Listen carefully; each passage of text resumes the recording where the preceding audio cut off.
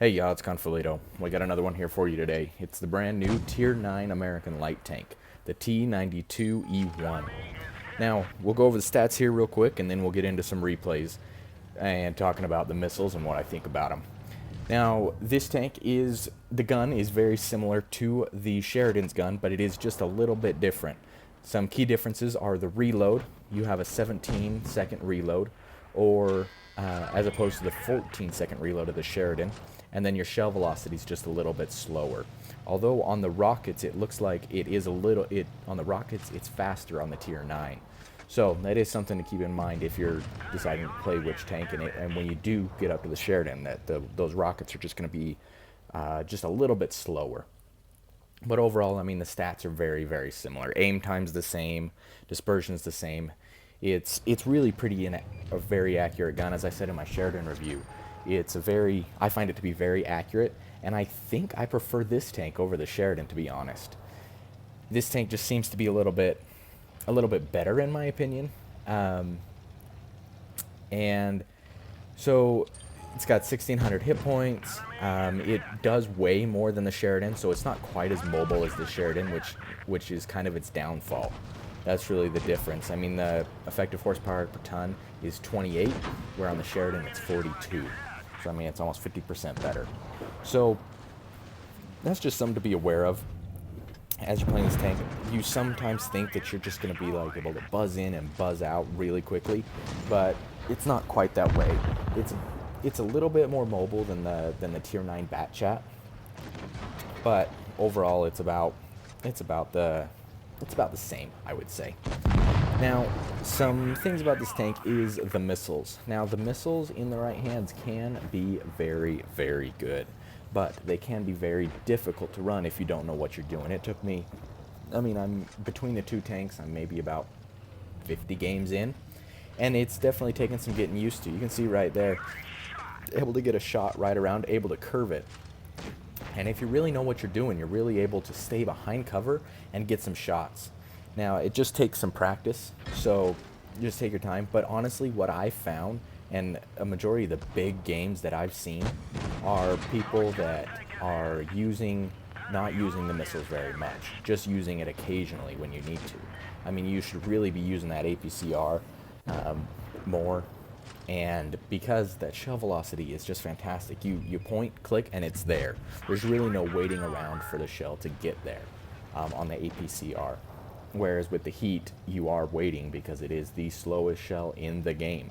So it is something to be aware of when you're looking at this tank. Now, we just got a couple of games here. This couple of these games kind of show exactly the benefits and the downfalls of the rockets. You can see right here, we've got Fizzy, and he's lining up a shot to try and get on this T92E2. He's going to decide to shoot the rocket and try and loop it over and just come down on top of this T92E1, which is kind of a difficult shot because it is difficult to tell depth perception. But you can see right there, he shoots and then he dies, and so he just has to try and loop the rocket over and hit the other tank. So sometimes you just never know what's going to happen, so you do need to be kind of careful. But the pen on the heat rounds on those missiles is fantastic. 374 millimeters of penetration.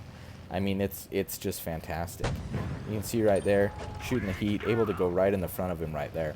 That was just a great shot, able to loop him around. See how he went out, shot, and then backed around, but still kept looking at that tank so that it would guide right into the tank. So it's really just to take some practice to know what you're doing and know the best way to run it and the best way to make it most effective. I found that if you're not really comfortable with the missiles, you'd be just fine running without any missiles because they are expensive to run.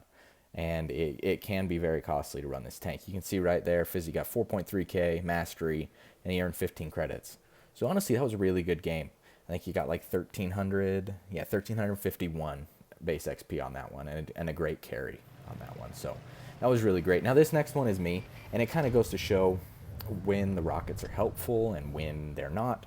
As you can see right here, I know that some of these tanks are going here. I saw that one of the one of the crates or something back there got busted. So I knew that something was coming. You can see right there, I just barely flicked onto him and clicked it, and the shell was right there. That is one thing that is fantastic about these. And if these tanks get nerfed, which they might, I think they probably will get nerfed. They're a little bit overcooked. But honestly, it's really hard to tell right in the beginning to see if these tanks are really overcooked, or if they're needed to be nerfed. You see right there, I was able to get a shot right up and over. Notice how I tilted my gun up into the air and then fired and then looked down. Or I tilted my gun up, locked it in the air, and then looked at the tank so that it shot up, curved over, and hit the tank. Now, those shots can be a little bit difficult. You can see he's trying to shoot right there, and I try and do it again. But because I wasn't looking at the tank when I fired, after I locked my gun up in the air, it just went right over him. But if I were looking at him, it's a lot easier to make that connect, because you have your gun pointed up, so it's going to automatically go up and then come down on top of the tank. So right there, able to get another shot. I mean, you can see the dispersion on this is, like, look at how tiny that reticle is. It's pretty amazing how small it is for this tank. And honestly, dealing the 560 alpha of the shells really does a great job. I mean, the HE here on the side, 765.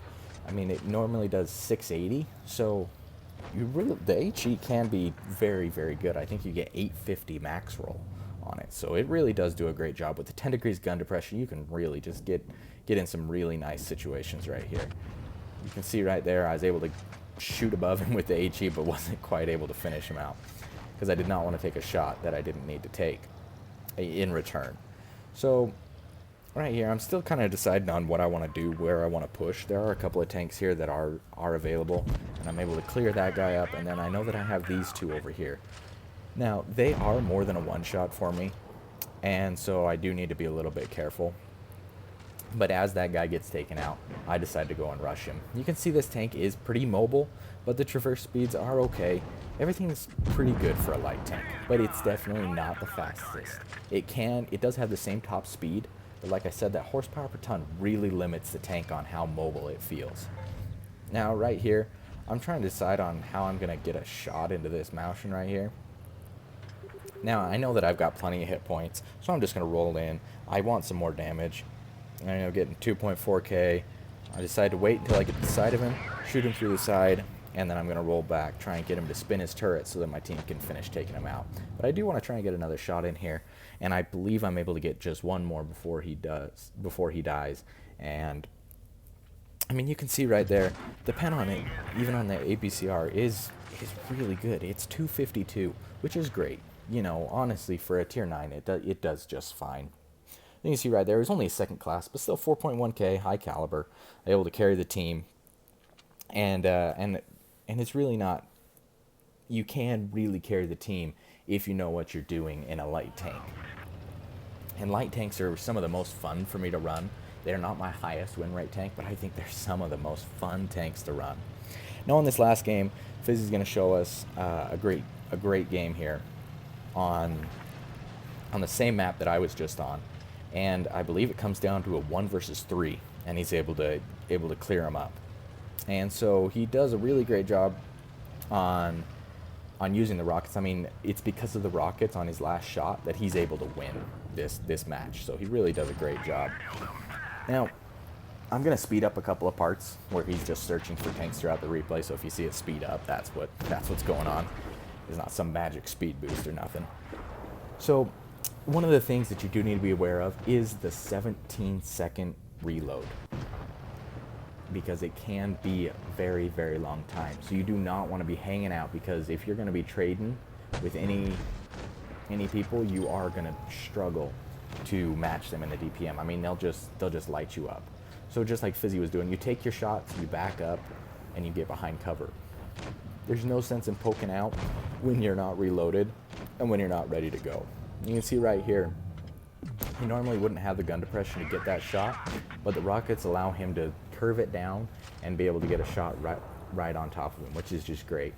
That's one of the best things about this, is you have to learn new spots to hide. I mean, hold down is just very different now than it used to be, because you're not going to be able to do exactly what you need to.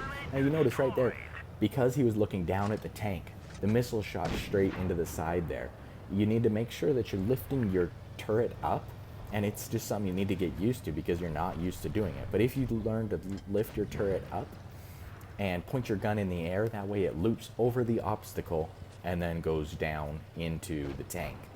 Otherwise, you're just going to hit whatever's right in front of you. Now, it's come down to a 3 versus 4. He's done 917 damage, and he's going to try and clear up the rest of the tanks that he's got going here. So that T92E1 on the enemy team, able to get one shot and put him down to a 1 shot if he can get it to pen. Now, that's one thing about this tank as well, is the funky armor. The Sheridan has all that spaced armor. This just has a funky looking front plate that gives that C shape that really does help to get those weird bounces. I mean, I've seen people getting, 1,600, 1,700 block damage just because people aren't used to the armor profile. And again, that's just with a new tank, so it is a little bit different. But you do need to be aware that it can get some funky bounces. Now right there, you can kind of see the shell velocity as you're looking at the tank, so you just need to be aware of where it's going. So we're going to speed up here as it comes down to 1 versus 2. Now, as he's going around searching for the tank, you can see he's a 1 shot to the T92E1 on the enemy team, and then he's also he's a high roll to the IS-8, I believe is what's left. You can see right here he gets super lucky finding that T92E1 and is able to get a nice butt shot of the HE right there into the back of him. Now, if you're going to shoot HE at this tank, the back is really the only place, and on the sides just a little bit, is really the only place you're going to be able to get your shots in and have them pen. Now, right there, I think he was just trying out the rockets. You don't necessarily need to because they are quite a bit more expensive than the APCR rounds. So, unless you really need the rockets, I wouldn't really recommend them because it takes longer, you're exposed longer. So you just need to be aware of what the tank's armor profile is looking like for you. Now right here, he's going to try and get a shot into the IS-8, but it just doesn't happen. You can see right there, he does get spotted.